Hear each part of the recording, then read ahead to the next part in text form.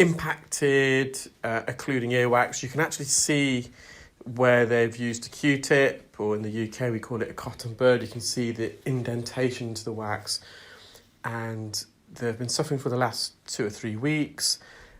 It got to the point where the patient's wife said, you must go and get this sorted, because it's causing arguments within the house, because the patient kept having to ask his wife to repeat herself, and the TV was very, very loud. And so the patient was using drops for a while. They felt themselves it was just their left ear. So this is the patient's left ear. They didn't notice that their right ear was also blocked, that they felt that they were hearing okay. And I mentioned last week that I had a bit of a problem with my ear, and it's thankfully on the mend now. But I was experiencing symptoms in my left ear, but when I tested my right ear, that was also effective, but I didn't notice, and that's purely because my left ear was so bad. My brain was being attentive to the left ear, and for that reason I felt the right ear was okay. And it's probably a similar case with this patient. Well, it was, because when I removed the wax on the left ear, they suddenly noticed the right ear was blocked. So it's always when you've got obviously 2 ears, which we have, we're always comparing one to the other, and we make our reference judgments based on how we feel one is compared to the other. So you could have 2 bad ears but one worse, and you think the good ear is normal, but it's not. It's just a better as opposed to a good ear.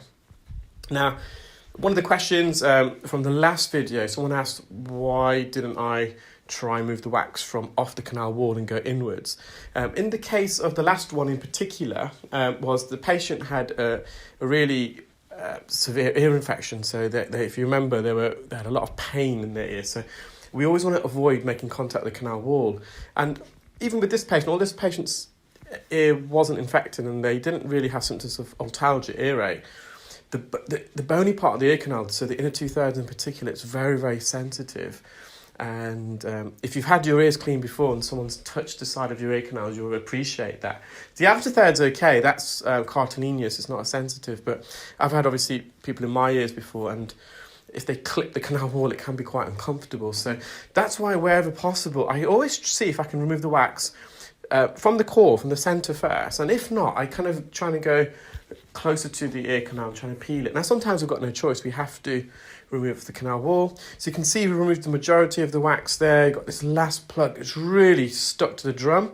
So again, I'm going to the roof of the ear canal. There's a bit of a gap from the canal wall itself. I'm not going to peel it directly off that, but I'm going as close as possible as I can. And I think now we can see the top part of the eardrum there. You can see there's some wax trapped in the inferior recess. So this patient really, really did impact it. I think one of the other questions were that, is it possible for fluid to enter the nose from the ear? It is possible in 2 ways. So in the middle ear, so that's just a normal healthy looking eardrum. So I'm just going to mop up around the edge of debris there. Now, so the eardrum it's got 3 membranes. The outer membrane that we can see, that's the same skin that lines the ear canal. That's an epithelial layer of skin. The middle layer of the eardrum is the fibrous connective tissue. That's what gives the eardrum its rigidity, its strength and elasticity. And the inner layer that we can't see, that's the mucosa. Now, mucosa is the same skin in our nose, and that is meant to be moist, and it secretes. So in the nose we get obviously mucus. The same with our middle ear. So our middle ear has got the ability to secrete fluids. So this fluid, generally, if it does secrete in the middle ear cavity, it drains down the eustachian tube. So the eustachian tube is the pressure equalizer in the ear. It connects the middle ear to the back of the nose. This tube, so fluid that's secreted by the middle ear cells can travel down the eustachian tube, and the eustachian tube connects to the back of the nose and nasopharynx. So yes, it can do. I'll come back to that in a moment. So with this patient, I just used a bit of suction, but it was really impacted. So I used an ear hook, but the ear hook initially just dissected the core of the wax. It went through it like a hot knife through butters, but I'm just trying to break it into little pieces. Sometimes with a hook, even if we don't manage to remove the wax, we want to just break it up into little pieces. And when it's in little pieces, we can then go back with a suction probe and vacuum it. So it's almost like a hammer and chisel effect. We're using the hook to break them into little pieces, and we can then suction up the little pieces. So I also just tried some forceps. I thought if I can get a strand of this and then remove it, it might come out in a plug. But the wax itself, it was a bit too soft. It wasn't as firm. So as I said, the forceps just kind of dissect into it. So just going back to suction here. The other way it's possible for fluid to get into the back of the nose from the ear, it still travels through the eustachian tube in the middle ear, but if you've got a perforated eardrum, a hole in your eardrum, and you get water in there or some sort of drops, the water can get through the eardrum and travel down the eustachian tube. I think another question was when I tilted the patient, when I asked the patient to lay down, or when they requested actually, because they were really in severe pain, they wanted to lay down on the couch yesterday on that procedure. I think one of the comments were that the view of the anterior recess wasn't improved by the fact that we got the patient to lay down. So that wasn't the reason actually. So I didn't want the patient to lay down, or she didn't want to lay down, so I can get access to the anterior recess. It was just purely because the patient was in quite a lot of pain. Another question was that if when we remove plugs of the dead skin and the debris yesterday off the eardrum, can the patient notice a big relief? Yes, quite often they actually comment, oh, that feels much better. So I think that was most of the questions answered.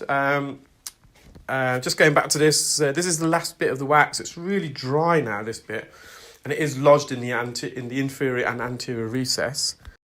Now, when you've got a bit of dry wax like this, it's matted as well, we've got to be careful, because what can happen is when you make contact with the wax, with the suction probe, it can push the wax further in and it can impact against the eardrum, so it can be quite uncomfortable. So we're trying to hover over it almost. We want to get a suction grip without making direct contact. So I'm just literally kissing the surface and I'm making these little wriggles. I'm trying to remove it from the isthmus. So near the eardrum, the ear canal narrows and it widens, and it sometimes wax can get lodged and pushed beyond the isthmus. So it's quite difficult to remove. So just put a bit of olive oil in there just to lubricate it, to help with the suction grip.